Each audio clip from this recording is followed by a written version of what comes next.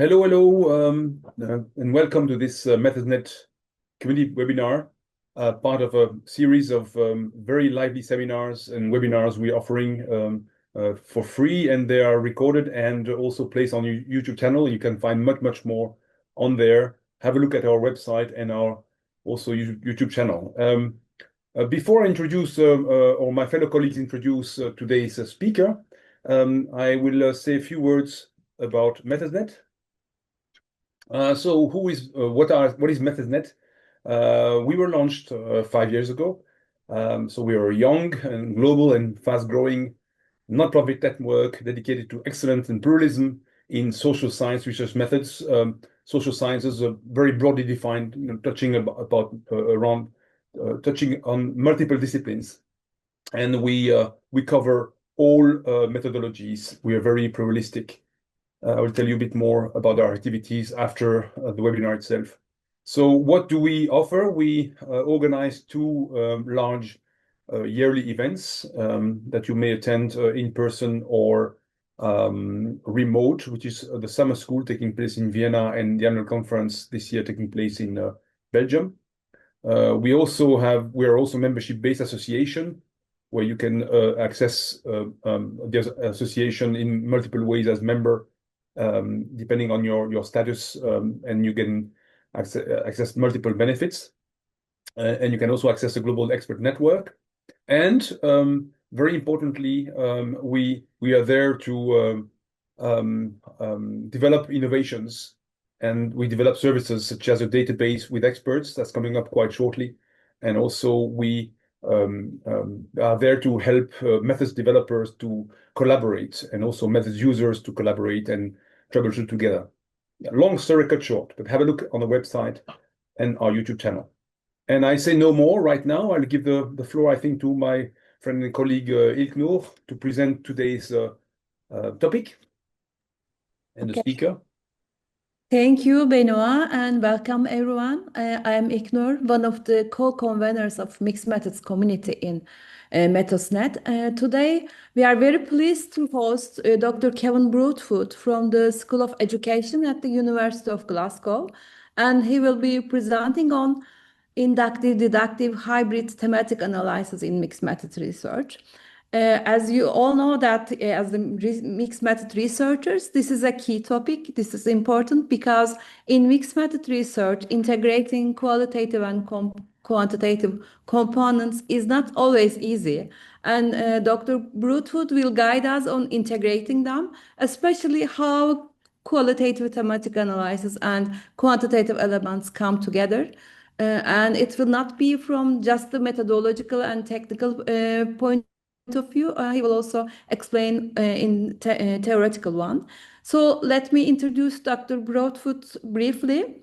He's a senior lecturer in education and a leading scholar in mixed method research. And his article on this topic has been cited 1,000 times, and it's one of the most cited article in the Journal of Mixed Method Research over the past 3 years, I think, as I know. And he is also authoring the forthcoming book on foundations of thematic analysis in mixed method research. So I hope we will have the opportunity to learn more when it is published. So we will have a approximately 40-minute presentation followed by 30-minute Q&A session. And I would like to thank to Dr. Broadfoot on behalf of the Mixed Method community and MethodNet, and I would like to thank to him. And please feel free to write your questions in the Q&A box while listening to him. So, Dr. Broadfoot, the floor is yours. You can share your presentation, and thank you again. Excellent. Thank you. Thank you very much for the introduction, and thank you for the invitation as well. I'm just going to share these slides and hopefully everything will work. I'm assuming everybody can see that.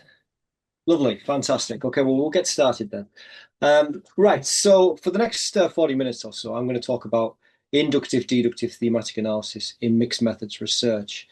The purpose of the talk is to look at how thematic analysis can be used in a truly integrative way within mixed methods design. It's going to focus on a particular type of thematic analysis, which is inductive deductive hybrid thematic analysis, or IDHTA, or sometimes just referred to as inductive deductive thematic analysis, as a means for doing this. And the reason why we're going to look at the inductive deductive thematic approach is because it is especially useful in terms of an integrative approach to mixed methods research, because it facilitates integration at the analytical level, as I hope you'll see through the course of the conversation that we're going to have. As well as that, we're also going to look at how paradigm is a fundamental aspect of integration with this approach, with an emphasis on we're going to examine critical realism as a paradigmatic stance, as an enabling paradigm for mixed methods research, and how it particularly facilitates the approach that I'm going to outline. In terms of further reading, I'm going to open with this because I should say this has already been referenced in the introduction. But what I'm going to talk about is based in significant degree on this paper here, published in the Journal of Mixed Methods Research in 2023. So you can find more detailed specifics in regards to some of the things that I'm going to talk about via this paper. Okay, so we can start with a very brief introduction to thematic analysis in general. You'll notice that I've emphasized in the title for this slide very brief. This presentation deliberately does not seek to serve as a general introduction to thematic analysis. That will be an entirely different presentation. And it doesn't seek to, and by extension, it doesn't seek to encompass the range of debates that exist surrounding the definition and use of thematic analysis. It looks at a particular form of thematic analysis and articulates how that can be applied within a mixed methods design. Having said that, it is appropriate to speak in brief general terms as to what TA is in the broadest sense, and to point to where you might look for more information on the various debates that exist regarding the definition and use of assorted types of thematic analysis. So you can see some quotations here from Braun and Clark. These 3 bullet points, they're all quotations from Braun and Clark 2006, which is often regarded as the seminal paper on TA. The history of thematic analysis does precede Braun and Clark, and there is some interesting reading that you can do on that. Morgan 2022 is quite good on mapping what TA looked like before Braun and Clark. But Braun and Clark is an absolutely fundamental text, 2006, and also their subsequent papers as well, including right up until the present day. I'll hint at one or two of those as we go, but I think it's important to be aware that Braun and Clark does not begin and end in 2006. In fact, quite a lot of their subsequent work has been about trying to clarify and develop some of the interpretations that researchers have made of their seminal 2006 paper. So in terms of this first bullet point here, you can see that thematic analysis is a method for identifying, analyzing, and reporting patterns, in brackets, themes within data. Okay. Now, when we're talking about patterns, what this typically refers to is salience rather than frequency. You're looking for patterns in terms of what is important in the data rather than what is most numerically frequent within the data. Now, there is some debate on that point. For example, Guest et al., Fugard and Potts would offer you some alternatives there in terms of how you might use frequency. But typically, when we talk about the identifying, analyzing, and reporting of patterns, we are interested in salience, what sticks out, what's important to the research question, not just sheer number of times that something is repeated. And then, of course, there's the second quotation here, which is what counts as a theme. So a theme captures something important in relation to the research question and represents some level of pattern response or meaning within the data set. So as already noted, this partly links back to the idea of salience. The themes have to be relevant to whatever it is you're investigating. But I want to particularly focus for this quote on the phrase represents some level of patterned response. Well, some level of patterned response, what does that mean? Well, typically that means that a theme is made up of codes, which is to say that as codes coalesce around a shared meaning, they become a theme. Now, there are various different ways in which you can generate themes from codes, and I'll touch on one or two of those processes as we go. But to think of themes as made up of codes and to be the themes that are most salient in relation to the research question. There are various different available texts on, for example, well, how many themes do I arrive at? What's normally regarded as the correct number of themes, so on and so forth. And you can find that in some of the further reading that's been integrated here. And also, just on the third bullet point, I would just emphasize one more time for special emphasis, there are a range of different possible approaches to thematic analysis, different thematic analyses, depending on the decisions you make about it as a method. That's partly to do with the decisions you make in terms of procedure and process, partly to do with that, but also to do with, in part, the underpinning assumptions philosophically or paradigmatically that you make in terms of what you think you can and can't say about the data, whether, for example, a theme is found or is created or is created by the researcher, as one example. In terms of if you were to think about the different approaches to thematic analysis, I've given you some at the bottom of this slide some further reading. I've deliberately selected texts here, which are which give a range of different views. So, for example, Fugard and Potts do not agree with Braun and Clark. Guest et al. Offer a different point. Morgan offers a broad mapping. The book that was alluded to in the introduction, Proud for 2026, that's in press now. That tries to look at the broad sweep and tries not to take sides. But there is a whole spectrum of approaches here, and the one I'm going to outline is only one of those approaches. It represents the approach I'm going to articulate, which is again inductive deductive hybrid thematic analysis. Bit of a mouthful. The approach I'm going to represent in lots of ways represents a kind of via media, a kind of middle way between some of these different stances and approaches that exist within thematic analysis. So we'll turn to that now. So when we're talking about inductive deductive hybrid thematic analysis, what we're interested in is, I'm just going to make sure this thing moves. Whoops, there we are.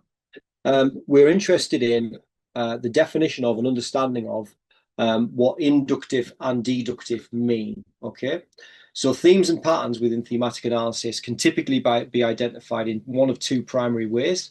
The inductive or bottom-up way, being led by the data. That is an approach that's often recommended by Braun and Clark.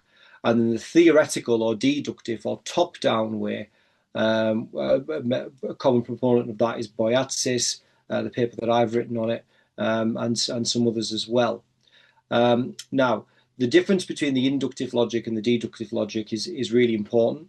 But it is possible to hybridize and use both of these logics, the inductive logic and the deductive logic, in combination with one another.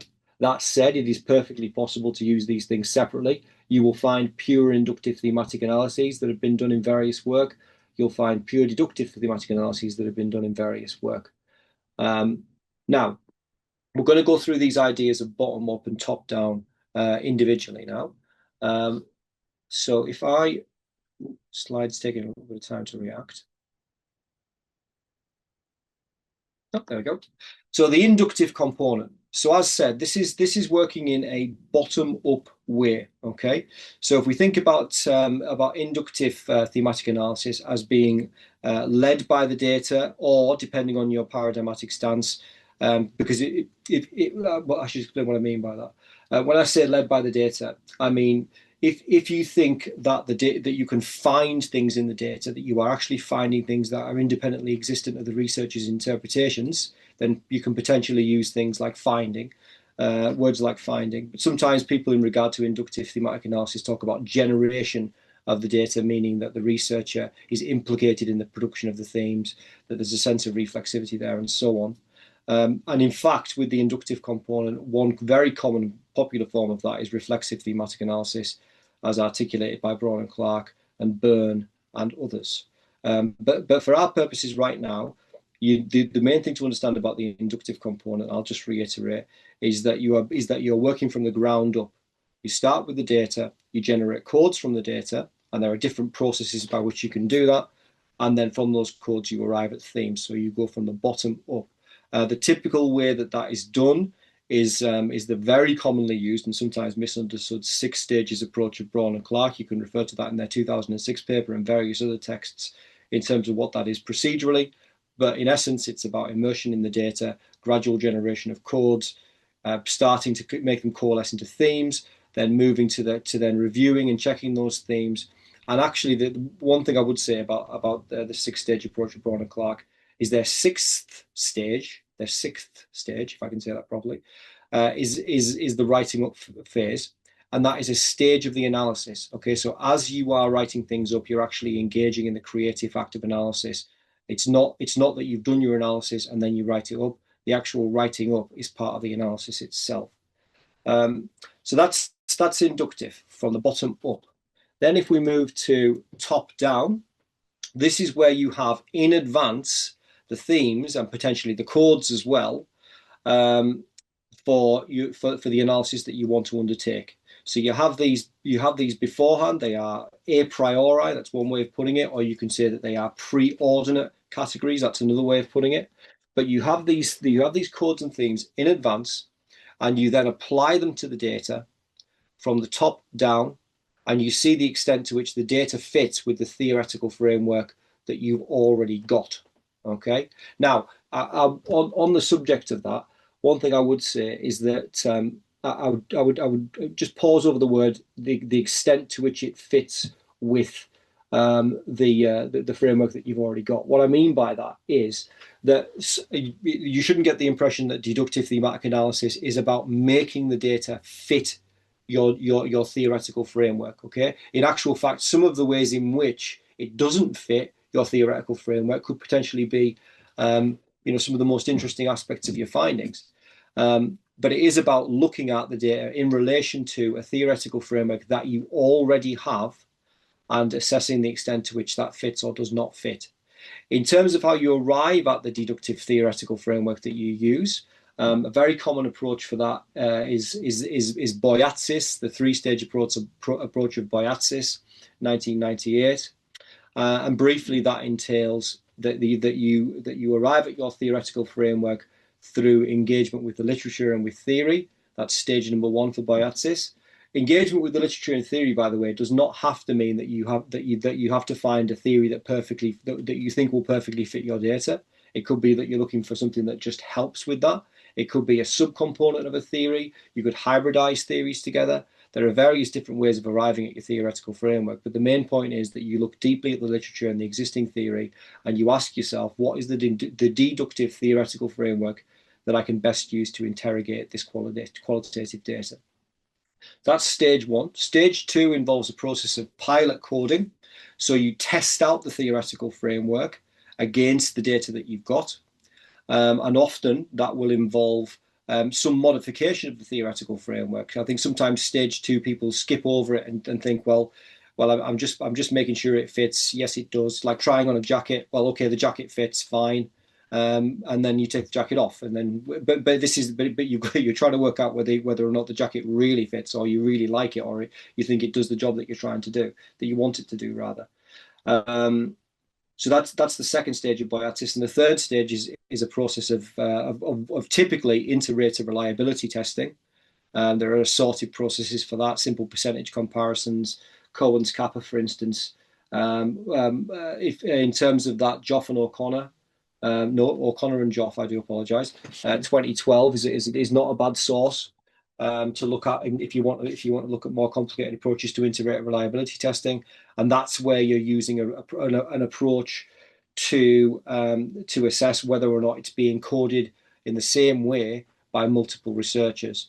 Although you don't have to do the third stage with deductive thematic analysis, it is possible to apply deductive thematic analysis and have that third stage just be that you accept that you're the researcher involved in the application of the theory, and that you look at it in a reflexive way and you present it as the interpretations and biases of a researcher or a group of researchers, and you don't make claims of a post-positivist or pseudo-positivist or crypto-positivist or straightforwardly positivist nature about the inter-rater reliability testing. I've written a little bit about that as well. There's a couple of papers I could point to if people are interested in that.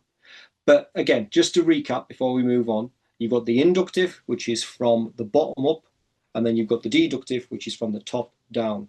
Inductive, you work from the data. Deductive, you already have your theory and you apply it to the data. Okay, they're sometimes thought of as conflicting approaches, but part of the purpose of this presentation today is I'm going to demonstrate that actually they can be hybridized and used together really well. Okay. In terms of that hybridization, probably the key paper in that regard is Faraday and Muir-Cochrane, 2006. Now, as said, you've got the preordinate themes, which are through the application of an explicit theoretical framework, developed through engagement with the literature. But at the same time, you also generate themes from the data itself. This is the inductive element, okay? Now, crucially, these are then hybridized or combined together with the purpose of mutual enhancement, okay? Now, that doesn't mean to say that you have to make them fuse together perfectly.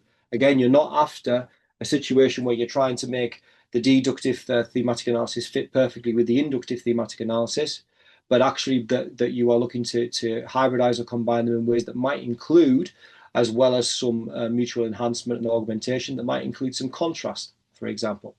That's also a possibility. But one of the lovely things about inductive-deductive hybrid thematic analysis is that it has the merit of explicit logics in a mixed methods approach. Now, you'll notice that I've underlined that term, explicit logics. I'm just going to elaborate briefly on what that means. So when I say explicit logics, I mean that the researcher or the research team is being upfront and open about the fact that they have these logics at work. In other words, they are very consciously saying that they are reasoning inductively from the data, and they're very consciously saying that they're reasoning deductively from the pre-existing theory.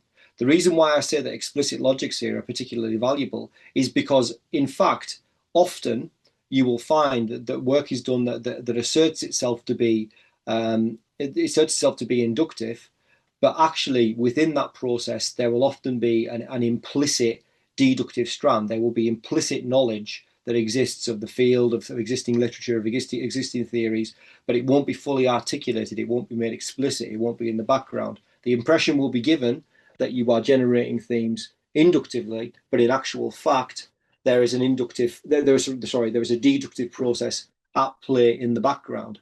Likewise, the inverse is perfectly possible. You can be conducting a deductive thematic analysis and asserting that you are proceeding solely from the a priori preordinate categories that you've arrived at in developing your theoretical framework. But in actual fact, the data will be pushing back against that, and therefore there will be an inductive component to it as well. But it might not necessarily be explicit. So one of the great advantages of IDHTA, inductive deductive hybrid thematic analysis, is that you have explicit logics. You are upfront about the fact that there is an inductive reasoning process and a deductive reasoning process. You engage with those things and you operationalize them through your research. Okay, so this is about mixed methods. All right, so I've outlined already what deductive thematic analysis is, and what inductive thematic analysis is in regard to purely qualitative work. At this point in the talk, we're going to shift to think about what the implications of that might be if we're then looking to combine an inductive deductive hybrid thematic analysis with a quantitative component. Okay, so one of the key messages that I'm going to give there that I hope is useful is that if you have an explicit theoretical framework in use through your deductive thematic analysis, you can use this to enable convergence at the analytical level, convergence or integration at the analytical level with a quantitative component, if that quantitative component has been designed using the same theoretical construct. Okay, so what do I mean? What do I mean by when I say the same theoretical construct? Well, I'm going to give you a worked example in a moment, but I just briefly want to outline what I think that entails. So what you would have, for instance, you've got your existing theoretical framework and you're applying it to your qualitative data. But imagine, for instance, that you're also designing a survey instrument, and that survey instrument is developed through the use of the same theoretical construct. So as you are deciding on what the latent variables are for your questionnaire or survey, and what the observed variables will be to measure those latent variables, then the latent variables could be informed by the same theoretical categories that you've developed for your deductive work. I'll try and explain what that means. But before I do, I need to take you through the example before we get into the specifics of how that might work. So here you can see a study that I've done. This is the study that's reported in the 2023 paper that I outlined at the outset. You can see that there are various different components to it. You'll notice as well, if you're familiar with the work of colleagues, for example, like Cresswell and Plano-Clark, that the design of this and some of the notation used owes a significant amount to them. So when I say the notation used, you can see at the very top of the diagram that quant is in large capital letters and qual is in large capital letters. Okay, so in the notation system developed by Cresswell and Plano-Clark and others, if both the quant and the qual are in capitals, that is a signal to you that that this study is equally weighted. Okay, so this particular study that I'm going to describe has equal weighting, which is to say the quantitative component and the qualitative component have equal weighting. Now, this is not to say that inductive deductive hybrid thematic analysis has to be done using a mixed methods design where there is equal weighting between the quantitative and the qualitative, between the qual and the qual. Okay, but this is just the example that I used. Okay, so for instance, it would be perfectly possible to do the same kinds of things, but with unequal weighting, where, for instance, the quantitative component had a lesser weighting than the qualitative component, or if the inverse was true. It would also be perfectly possible to do it with a different design other than this one in regard to, for example, now if you're looking at the diagram, you'll see that there are two components, the qual and the qual, and they proceed in parallel with one another, and then they converge at the middle point of the diagram.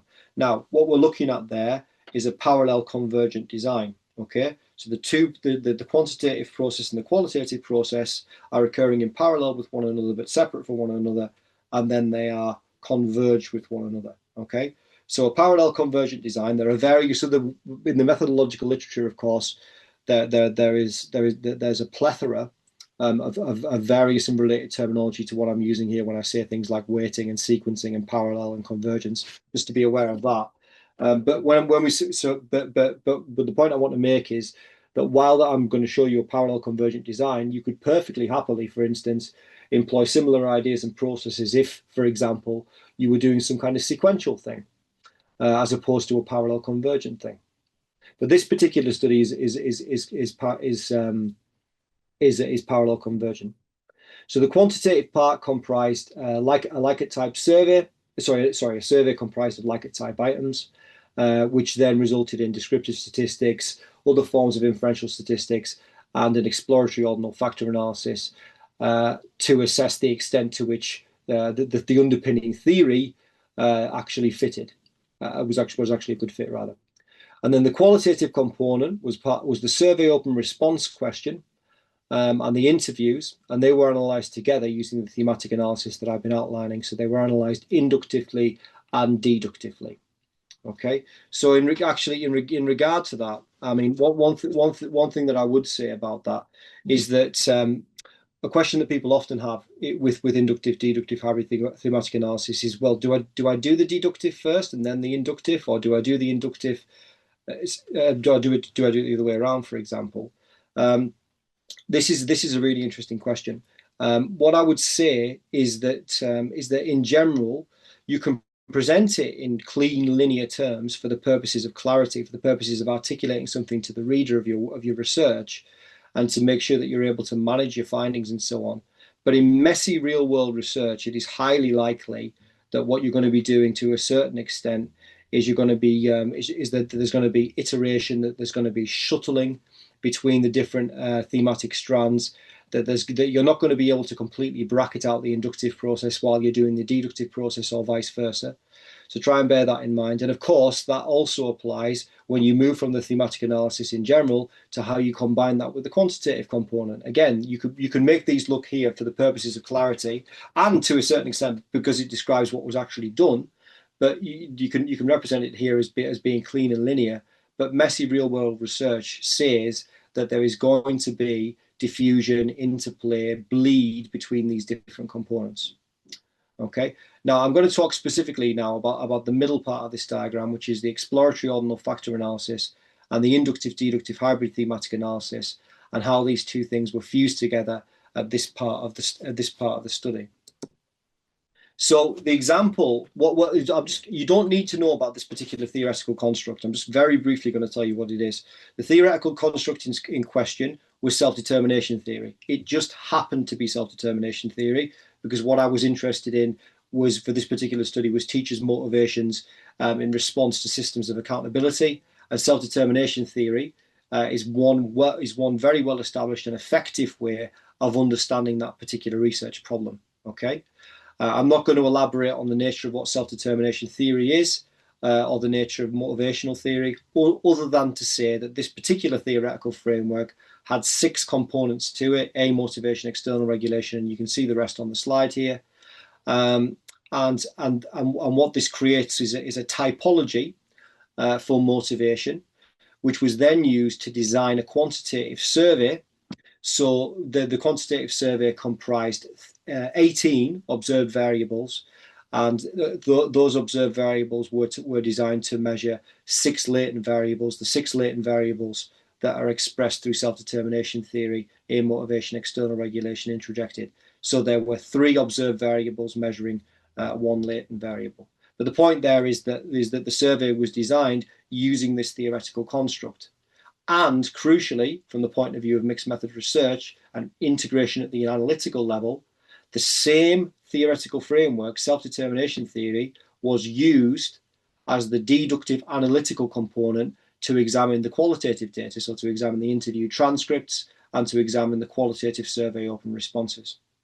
Okay, so you've got the same theoretical idea running through both the quantitative and the qualitative strands.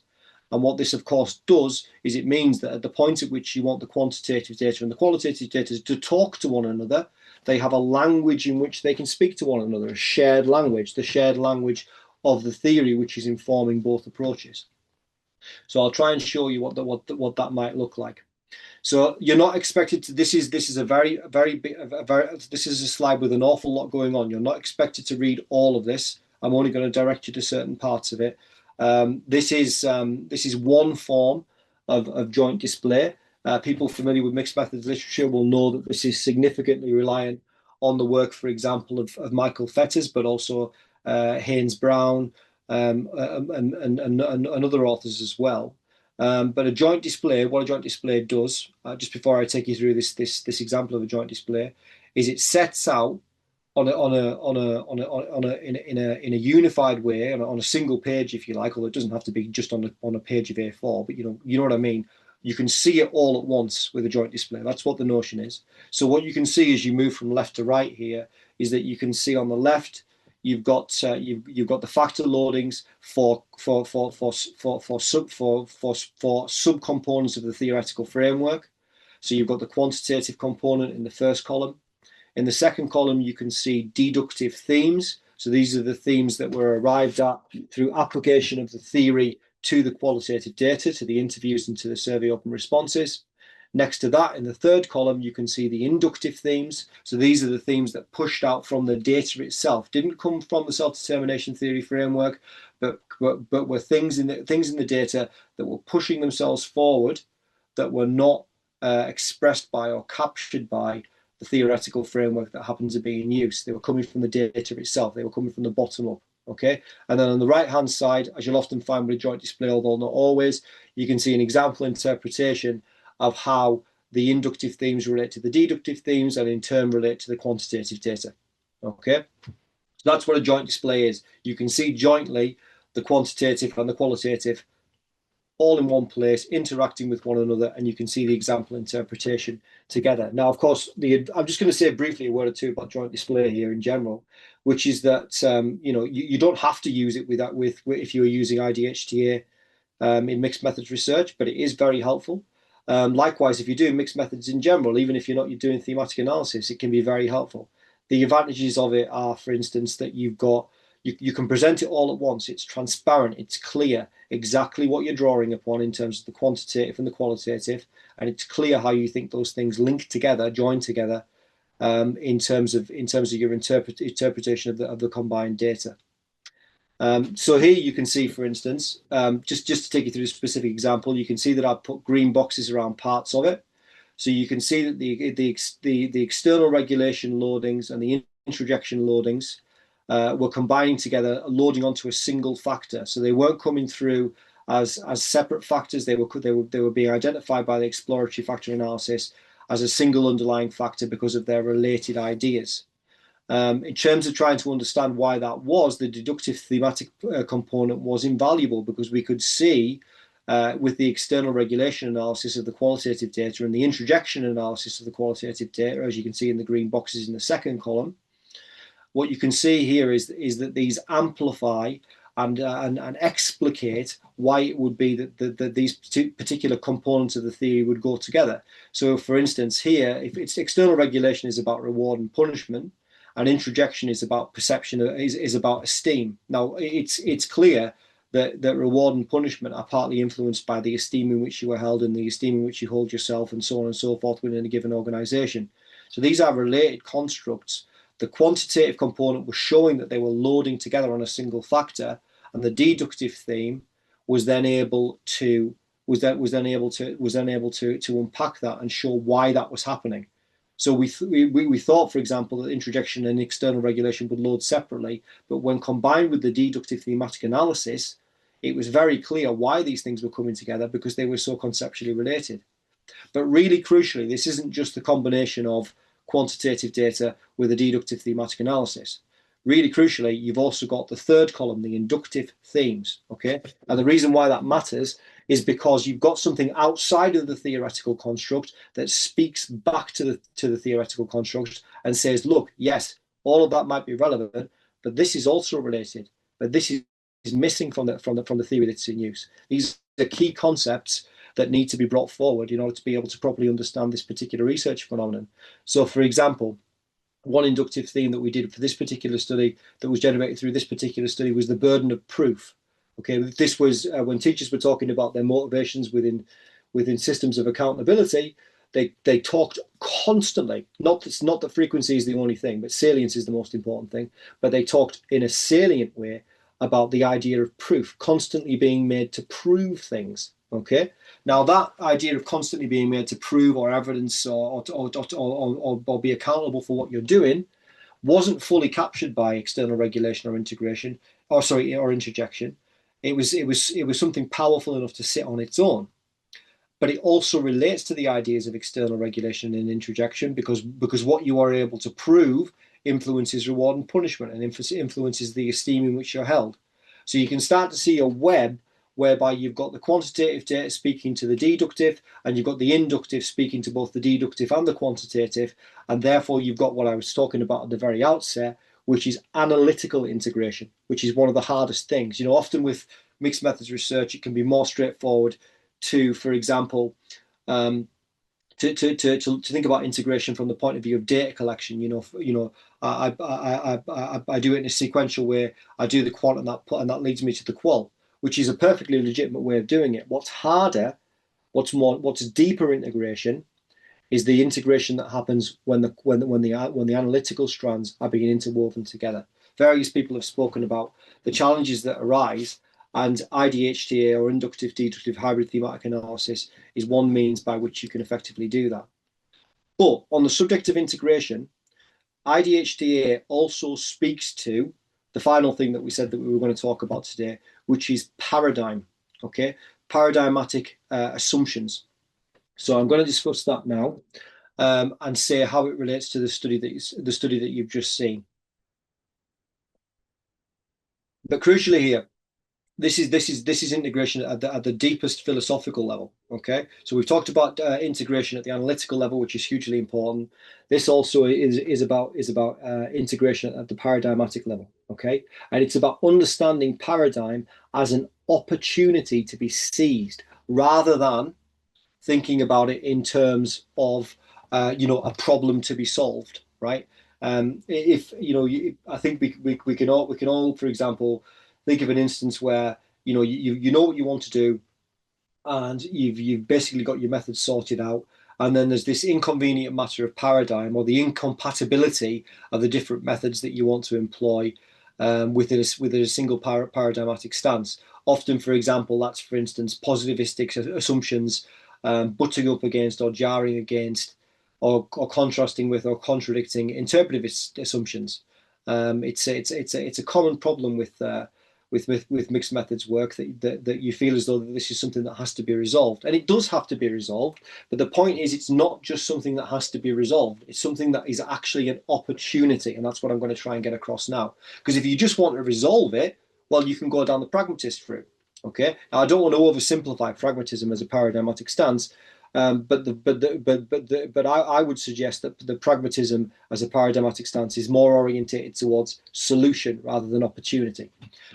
Critical realism as a paradigmatic stance, which I'm going to describe in relation to the study that you've just seen and in relation to inductive, deductive, hybrid thematic analysis, is not that. It allows you to think about the data.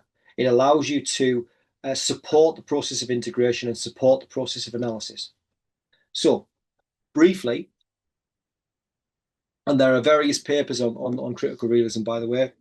I've got an encyclopedia entry on critical realism coming out this year, 2026. There are assorted other papers on critical realism as a paradigm. My 2023 paper that we looked at the start is not a bad place to look, and McAvoy and Richards are others. The foundational work of Bhaskar is obviously something to look at if you're interested in critical realism.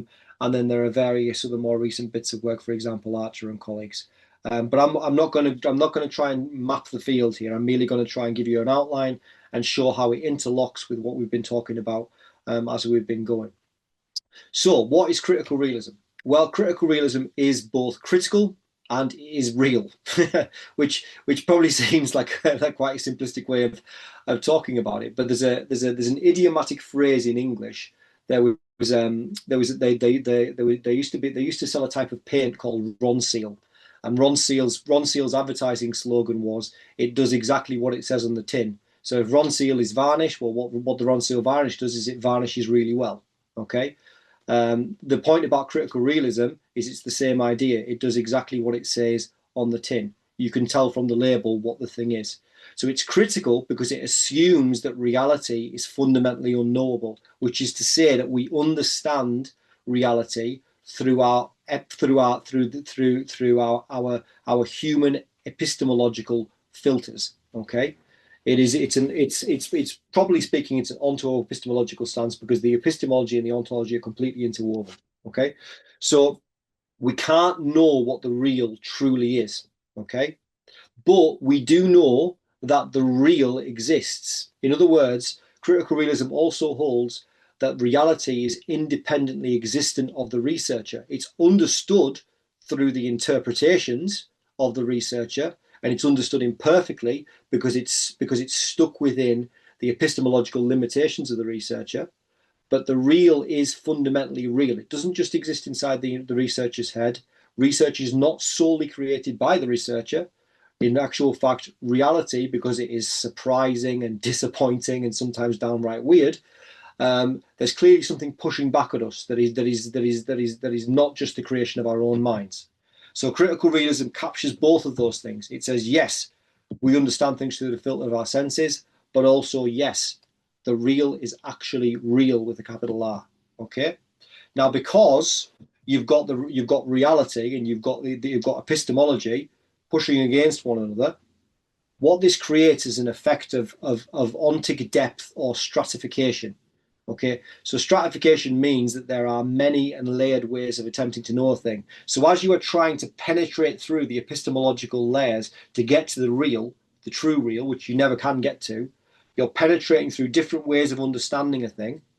And that implies that there is stratification or many and layered ways of knowing things. Of course, if there are many and layered ways of knowing things, then that implies that there are many and varied methodological tools that can be employed in order to examine that thing. In other words, it is an open invitation to use multiple and mixed methods, because if there is stratification and ontic depth, then by extension, you are absolutely, not obligated necessarily, but absolutely encouraged to employ multiple approaches.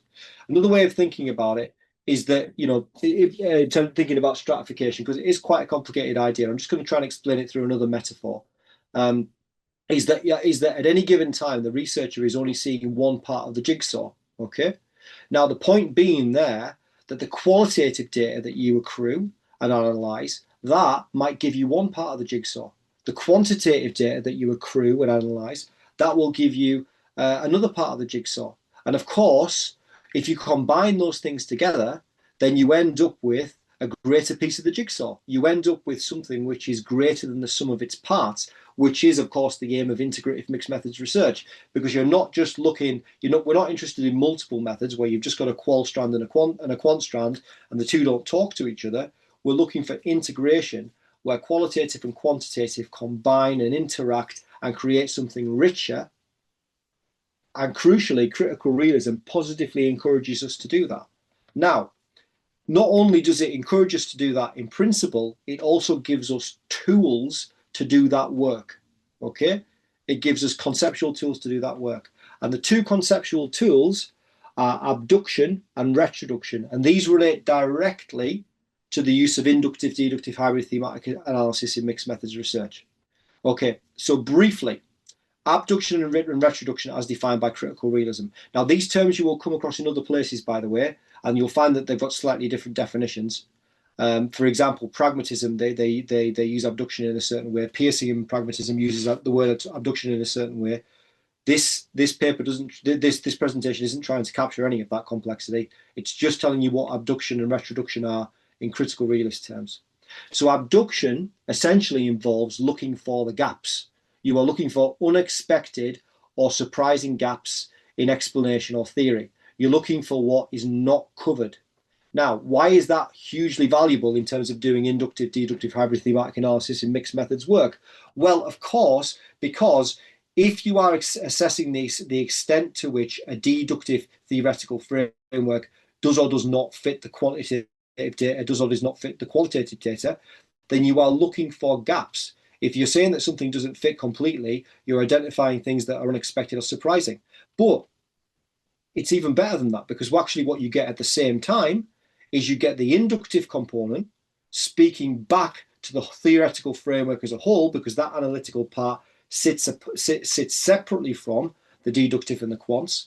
And so therefore, in combination with one another, those three different aspects, the inductive will show you as well what the gaps are. So for example, with the joint display I showed you earlier, the notion of proof, that concept of proof that was coming through as a powerful inductive theme, that was showing a gap or an element that was surprising or unexpected that the deductive theory of self-determination theory didn't actually properly cover or explain. Okay? Now, with that process of abductive reasoning or abduction, you've got a partner idea, and that partner idea is retroduction. Now, retroduction is about reformulating whatever theory you've got in order to account for those gaps. Okay? Now, what happens there is you look at these gaps and you think, right, the data is the data is telling me more than the theory wants to give me. I need to develop the theory in order to account for what I'm seeing in the data across these different mixed strands. Okay, and then together it therefore becomes theory generative. Retroduction is the point of theory generation. If you want to know more about those ideas, I would recommend Danemark et al. And also Mayer and Lunny. But I want to show you now how that would work in practice. So if we go back to this diagram, you can see here that between the exploratory ordinal factor analysis and the inductive, deductive, hybrid thematic analysis, you can see that there is a cyclical process of abductive reasoning. See that position there in the center of the diagram? That is the point at which, as you're doing the quant and as you're doing the qual, you're going over them, you're shuttling between them, you're blending them together, and you're looking at, right, where are the gaps here? What is not covered by this? What is in the quant that's not in the qual? And the point is that this is encouraged and supported by the critical realist paradigm that you are using. Okay, and then as well as the abductive reasoning process, once you've synthesized everything together, you then have a point which you can see at the very bottom of the diagram, which is the theory generative stage, retroduction. Okay, so at this point, you've identified your gaps, you've worked out the extent to which the findings do or do not fit the theory, you've worked out what the inductive is telling you, and then you try and formulate new theory to capture what the overall process has told you, and that is the retroductive stage. And again, it is encouraged and supported by critical realism as a paradigm. So the paradigm is not just solving the problem of the paradigm wars, for example, and people can read about that if they want to. But what it's actually doing as well is it's actually helping you to do the work and helping you to generate new theory. So in the case of the particular study that you've exampled, that we've shared as an example, we generated a new theory which was about instrumental versus constitutive motivations, which better captured and covered. I won't tell you what those are because it's not relevant to the methodological discussion. But the point is, we generated a new theoretical idea which allowed us to better capture the quantitative and the qualitative in combination with one another through identifying these gaps and through generating new theory retroductively. Okay, and that's it. We've covered process and we've covered paradigm, and that was inductive, deductive, thematic analysis in mixed methods research. Thank you for listening. Thank you, Professor Proudfoot. We have a question from the audience, and I'm going to read it to you. Coming from a qualitative Could you background... please stop the sharing, please, Kevin? Okay, thanks. Okay, I'll start over. Coming from a qualitative background, collaboration becomes mandatory to employ mixed methods. Can you please comment on this division of labor, considering the role to design decisions versus execute, but also the need for upskilling to actually grasp such different skill sets?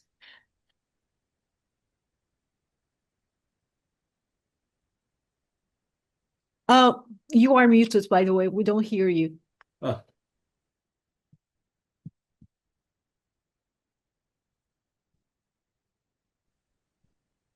Right, that's better, I think. Yes, you're back. Okay, so yeah, it's I mean, when we're talking about the division of labor, I mean, that makes me think: is the question referring to a research team and the extent to which researchers combine with one another, utilizing their different skill sets? I mean, it could mean that. I mean, that's obviously a process of intricate management and negotiation in terms of who's responsible for which components of the work.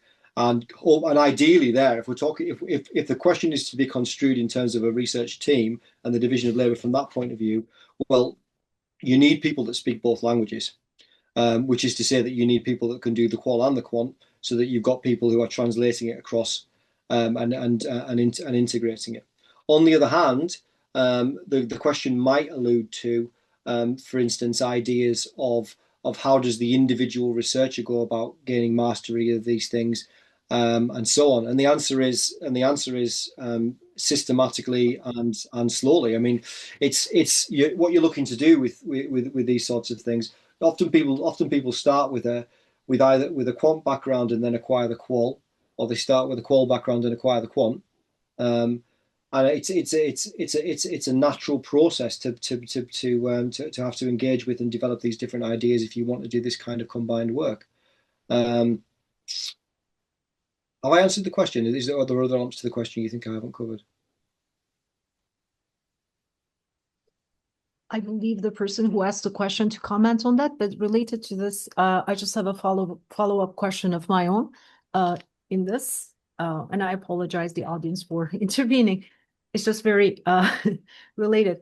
So how do well, you just devoted the second part of your presentation to critical realism, and this relies on a completely different epistemological foundation than positivism. And when, for example, scholars who practice critical realism want to be part of mixed methods research teams, is it really possible technically? I mean, practically, if you don't believe that reality can be known, how can you collaborate? For example, someone who does computational social science, unsupervised topic modeling kind of thing, which is similar to, for example, what you described as inductive research, identifying patterns. Yeah, that's absolutely right. Yeah, I mean, it's a lovely question, really great question. So, the critical realism does not hold that reality is completely unknowable, but rather that it is ultimately unknowable, which is to say that we cannot know reality in its entirety. It is not saying that reality can't be known in part. It is not saying that reality doesn't exist. And so, from that point of view, it has significant things in common with positivism. Um, and as such, it's much more akin to a kind of post-positivism in a lot of ways. And there's various work written on that can explore some of the philosophical complexities of it. But yeah, critical realism can in fact represent a bridge between the interpretivist and positivist worlds. For that reason, because the researcher is active in the creation of the research, with the subjectivity of the researcher, the reflexivity of the researcher is acknowledged. You've got the epistemological limitations of the researcher acknowledged, but at the same time, you have an acceptance that the real is real. It is there. There is something pushing back against the researcher that would be there whether or not the researcher was looking at it. And so, from that point of view, it does share significant commonalities with a positivistic approach. Okay, the next question we have reads as follows. It seems that factor analysis comes first to turn attention to the merging theoretical constructs. Do you purposefully use a constructive F extraction to see if themes might be related? Items for measuring the constructs, are they coming standardized instruments or created for the study? Items that are being used to measure the constructs. Well, I mean, in this, you can use a pre-validated instrument. Of course, you can. I mean, that's a perfectly valid thing to do. For this particular one, the observed variables were developed specifically for the context in question to measure the latent variables that already existed in the theory. But there were the various parts to that question. I wonder, could you repeat it again? Of course. It seems that factor analysis comes first to turn attention to the merging theoretical constructs. Do you purposefully use a conservative F extraction to see if themes might be related? Items for measuring the constructs, are they coming standardized instruments or created for the study? Okay, so I think the other useful part of that point to expand of that question to expand upon is does the factor analysis come first? So in the example that I've given, the notion is that the work is equally weighted, convergent, parallel design. So in that sense, the factor analysis does not come first; it comes at the same time as and on an equal weighting to the qualitative component. Now, having said that, I would add the caveat that I did touch upon in the presentation as well, and that's really useful and helpful to repeat, which is that inevitably you can present these things and to some extent operationalize these things as clean and linear processes. But messy real world research says that there is going to be imperfection, blur, and complication there that is less straightforward than, for example, a straightforward diagram like I've shown you would be able to represent, unless there were lines all over it going everywhere, and then it would be quite a confusing diagram. But yeah, the notion with the approach that I've outlined is that the factor analysis does not come first. Having said that, to refer back to something else in the presentation, I would say that it is perfectly possible to organize some kind of sequential approach in your mixed methods design where you were to open with the quantitative aspect, which is namely the factor analysis, and then proceed from that to a secondary qualitative stage, either of equal weighting or of greater or lesser weighting. So these different design components, using some of the key ideas around sequencing and weighting developed by Cresswell and Plano, Clark, and others, can be played with, can be manipulated, can be changed depending on the particular research question at hand. Benoit? May I jump in? Yeah, go ahead, Ibro. Go ahead. Okay, thank you very much for the presentation. I think it's a kind of justification of why we need mixed method research, because you mentioned that it's a it's more valuable. So I'm wondering about the abduction. Do you think that the abduction in mixed methods or abduction in the hybrid thematic analysis, inductive and deductive analysis, is more valuable compared to the interpretivist abductive reasoning? I mean, maybe it's. Do you think that it's more valuable?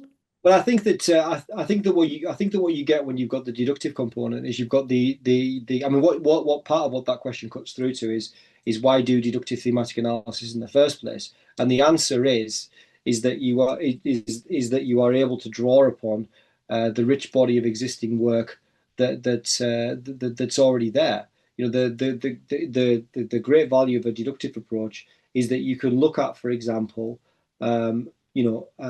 A well-established, incredible theory, like in this particular case, self-determination theory, or it could be any number of others. But the point about this self-determination theory is that there is a serious, incredible body of work built over, you know, decades by multiple researchers, and you've got their thinking and their lens to be able to apply to a given data set, which gives you an angle and a richness and a structure that you wouldn't get perhaps if you were solely looking to generate what was there inductively. The one thing that has occurred that in response to what you've said, you mentioned abduction as part of the qualitative aspect of things. And maybe I can draw that out a bit more than I did in the presentation. I talked about abduction as the quantitative and the qualitative combine with one another. But in actual fact, there will be if you were just doing a purely qualitative study and you were doing an inductive, deductive, hybrid thematic analysis, there would be a process of abductive reasoning again, because what you would be looking to do is you would be looking to compare the inductive and deductive thematic strands and effectively identify gaps between them. So from that point of view, there's abduction within the qualitative strand, and then there's abduction as the qualitative strand interacts with the quantitative strand. Thank you. There's another question in the chat. Can you please share your experience of using Notebook LM in analysis of transcripts? Can we get more out of it? How can we get more out of it? I would answer that question at a slight right angle. I think it's a really good question, something that people always ought to be thinking about in terms of whether or not qualitative software is the way to go. My own feeling, I mean, this particular work was done through manual coding as opposed to the use of software. I mean, I often consider, but I don't think that this is, by the way, like some kind of rule that everybody has to follow. I often consider that qualitative software is at its best if you're looking to manage a very large qualitative data set. You know, it allows you to keep track on things if you're managing something that's very, very large indeed in terms of, you know, the sheer volume of data. But having said that, if you have a relatively manageable data set, manageable by a single or by a small team of researchers, if for instance you're looking at, say, I don't know, 10 let's say I'm just random numbers here, okay? But let's say for instance, you know, you did 10 interviews and you generated 7,000 to 9,000 words per hour of interview, and so you end up with a data set of between 70,000 and 90,000 words. And something of that size is probably fairly manageable for manual coding. And of course, manual coding does have its advantages, which is to say that it can be more organic sometimes, as well as that it kind of forces immersion. Not that you can't be immersive with qualitative software, because you absolutely can, and people have done that very successfully with thematic analysis. But one of the nice things about a manual approach is that there is no sort of intermediary between you and the data. You have to jump head first into the data, and that implies immersion. And of course, immersion, I mean, looking at the work of Braun and Clark or others, is a really important element of thematic analysis. It's about, you know, in order to start generating these codes, you really have to know the data inside out. And you know, the software that you can use is one mechanism for doing that. There are various different forms of proprietary software, the one that the questioner mentioned. There are others. They can be really, really effective. But I would be asking more basic sort of a priori questions, really, about what is the nature of the data set, what are you looking to get out of the process, before you then start to think about well, should it be manual, or should it be software, for instance. When integrating hybrid thematic analysis with quantitative findings, what practical strategies can ensure genuine integration rather than parallel analysis presented side by side? Yeah, it's a lovely question. It's a really, really good question.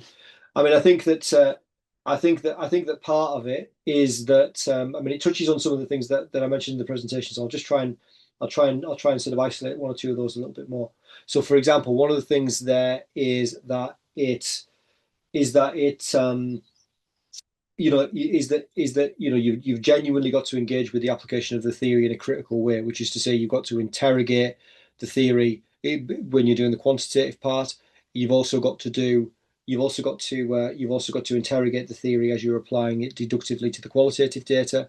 The inductive component is a really important part of it as well, because the inductive part, in a way, forces you to consider the extent to which things are integrating and the extent to which there are things which sit outside of the theoretical framework. And a good portion of integration isn't just about mutual reinforcement, although that can be an element of it, or mutual explanation. Mutual explanation, by the way, is an important idea. I did touch on that in the slides when I was talking about how the deductive qualitative analysis helped to explicate something in the quantitative data that we didn't understand. That process of explanation helps support the idea of true integration. But it doesn't just have to be explanation. It can also be about querying, about problematization, about looking at it and saying, "Oh, this doesn't work, or this doesn't fit, or this is a point of contrast and comparison." Integration can be about difference as well as about similarity. So I think that's an element to it. Now, could you just repeat the question again? Because there was something else I wanted to say about that. So it's about integrating hybrid thematic analysis with quantitative findings. So the question is, what practical strategies can ensure genuine integration rather than side-by-side presentation of findings? The other thing I wanted to say was just on that phrase, practical strategies. I would urge colleagues to look at joint display as an idea. What you've seen on the one I showed on the screen is a very, very simple approach to joint display, where it is literally quant, deductive qual, inductive qual, interpretation. And that very simple approach has its advantages, because you can very clearly see exactly what's what with that. And then you are forced to show the interpretation alongside each of the individual data strands, so you can really see in a continuous way whether or not that interpretation is grounded in the data. So joint display is a key practical strategy for supporting integration. And I think that, but the reason I'm suggesting to go to the literature on that, so Fetters and Haynes Brown, for example, assorted other work by Michael Fetters and colleagues, is that you can see that there are many and creative ways of doing joint display. In a way, there could be a separate one of these just about joint display, and it as a practical strategy for facilitating integration. One other point about practical strategies for integration. I think research design is really important. So what I mean by that is that you'll have seen with the diagrams, the diagram that I showed, that the diagram had given consideration to weighting, sequencing, convergence, right?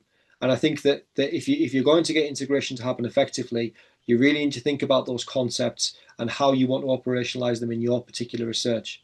Now, I mentioned in the talk, but I think it bears repeating an emphasis that the example I showed is only one example. Okay, they'd happen to be a convergent parallel design with equal weighting. There are all kinds of ways of manipulating weighting and sequencing and convergence in order to best suit your research questions. And if you get that design stage right, that is one of the ways that you can make sure that the integration that happens, which flows through the design of your work, how you make sure that integration happens in a meaningful and authentic way. There's a follow-up question to the factor analysis and constructs question. So Is there a risk of some kind of circular theorizing if you are creating the items for observation/measurement of the latent constructs and the theoretical themes for the deductive analysis? Yes, you're absolutely sorry. Go on. Yes, so you're absolutely right. There is, and that's why one of the most valuable things there is precisely that it's an exploratory factor analysis, which is the principle of which is to assess the extent to which the observed variables are matching onto the latent variables that you think they're going to, which is and so you'll have seen, for instance, that on the loadings that I showed on the joint display side, the loadings did not match what we thought they were going to do. We thought they were going to load cleanly onto each of the 6 subcomponents of self-determination theory. In actual fact, they loaded across 3 factors, and because they did that, that allowed us to think in new and interesting ways about exactly what's going on here in terms of motivation, and to develop retroductively something that helped better capture theoretically what was going on. Benoit had a question. Yes, thank you so much, Kevin. I found your presentation very compelling, all the way from the paradigmatic groundings to the protocol. I think you have this coherence in your piece that's very, very compelling. I have two questions. The first one is just asking for confirmation in a way. Reading the very broad literature on mixed methods designs, which, as you know, started more from more sequential designs. There was this old idea that there could never be some equal weighting between the quality and the quant, right? People like Onweg Bouzier, many others, right, wrote about this, that there is always one main methodology, right? But so I understand that you're taking another position here, right? And that in order to achieve this equal weighting, as you say, it's crucial that the central abductive reasoning, right, stage is iterative and not sequential, right? That it requires a number of iterations, correct? I think the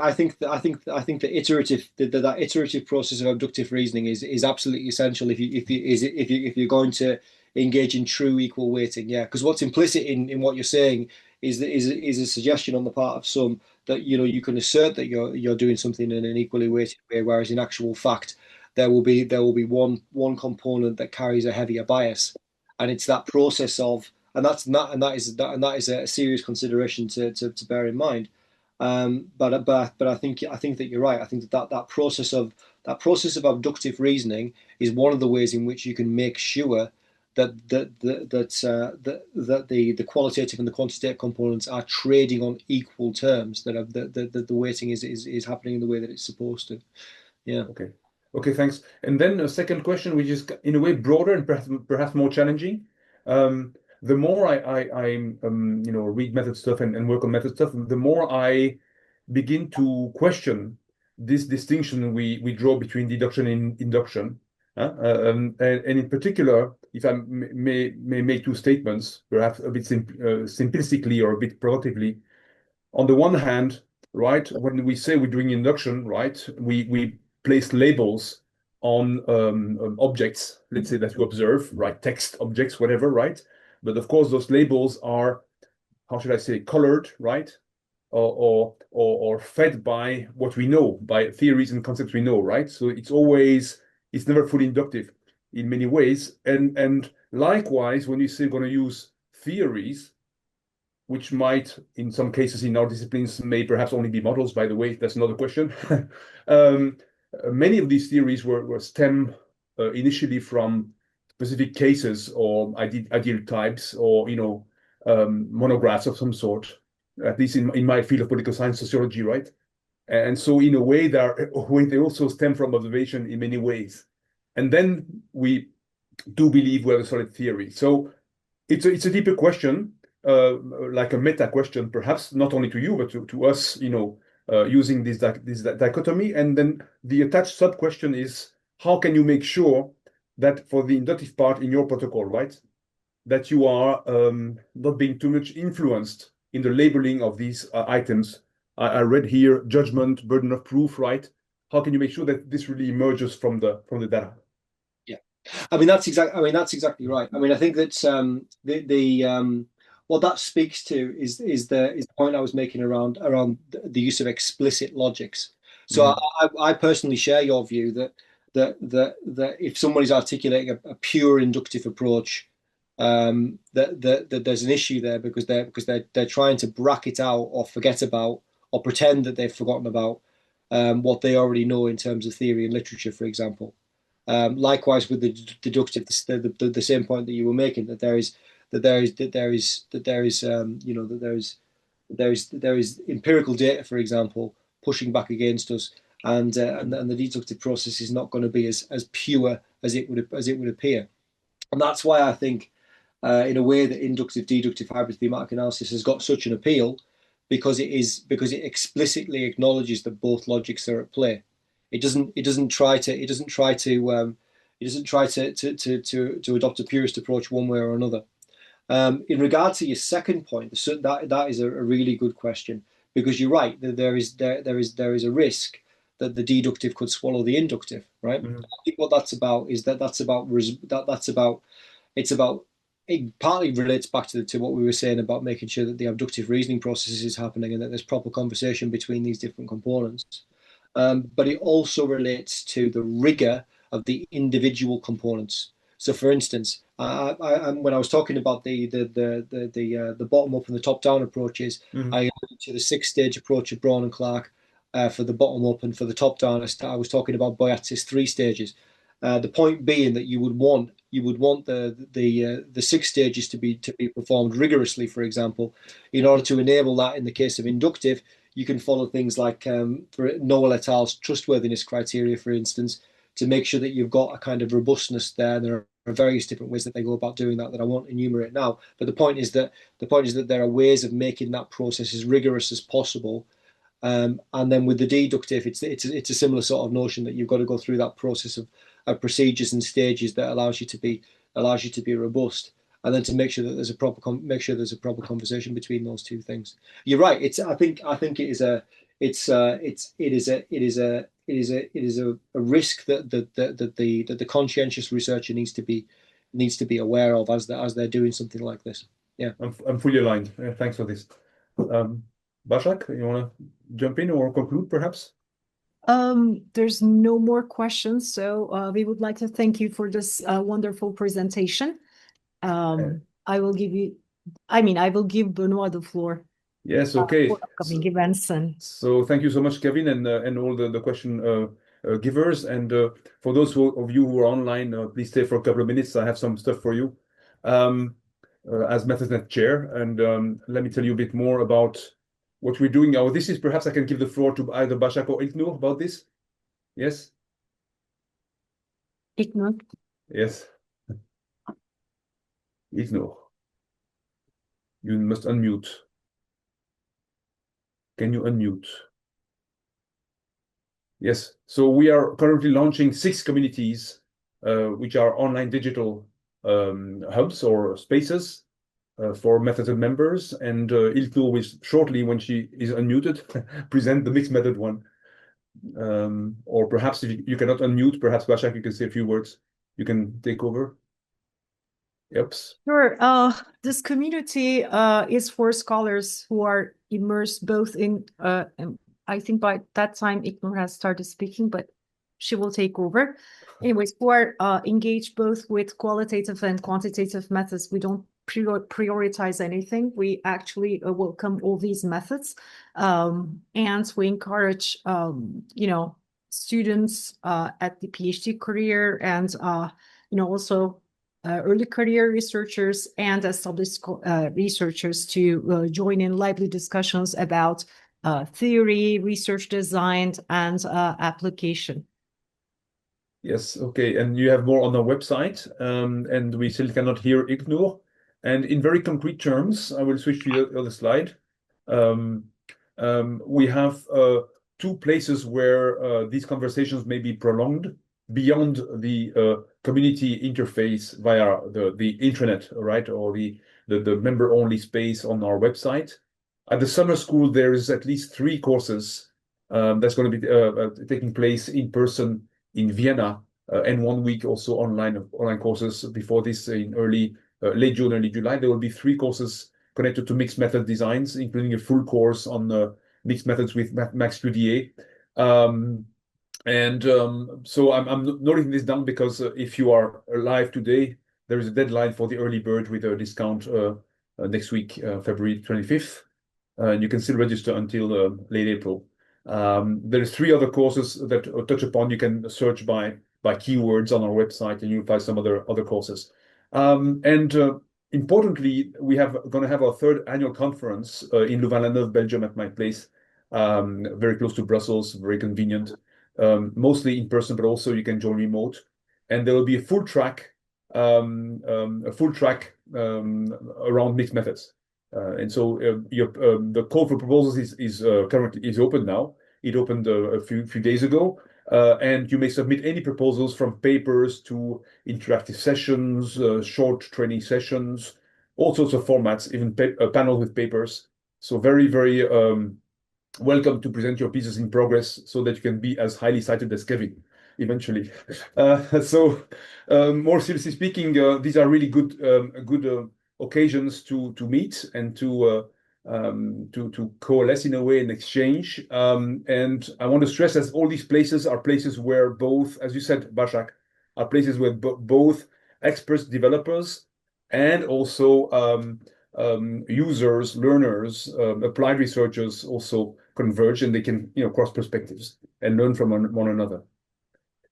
This being said, I think I have to conclude today's session, and you can stay connected via our social media streams and also via our emailing list. I will place you on there if you agree. If you disagree, you may unregister.